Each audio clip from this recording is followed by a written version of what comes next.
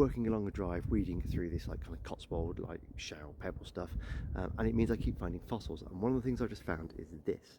Don't know how well you can see it, but that is like a quartz tip, like a little, ooh, dropped it and caught it. There you go.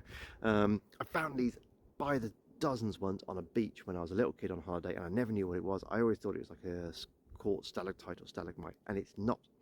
This is, say, it's a belemnite. It comes from a creature called the belemnite, which lived millions and millions of years ago, way back in the dinosaur period. Something they started in the Jurassic.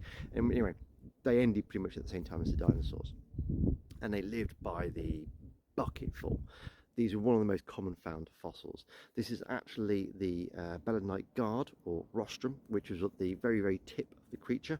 It's a cephalopod, so it's like a squid, but say this had a bony interior.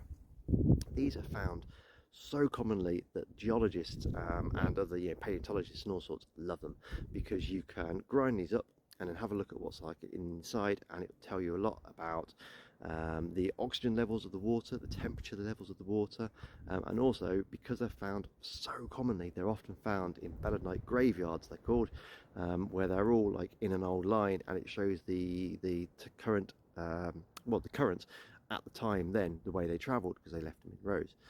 As they found for a long, long time, really, really common fossil. Belemnite comes from the Greek belenon, which is Greek for dart or javelin, because people used to believe that these actually were the tips of lightning after they struck the ground. They had many, many other names, including like Dead Man's Fingers and St. Peter's Fingers and all these kinds of things. They also used to be used in medicine. They would be ground up and used for rheumatism, or ironically to treat sore eyes, which just made them worse.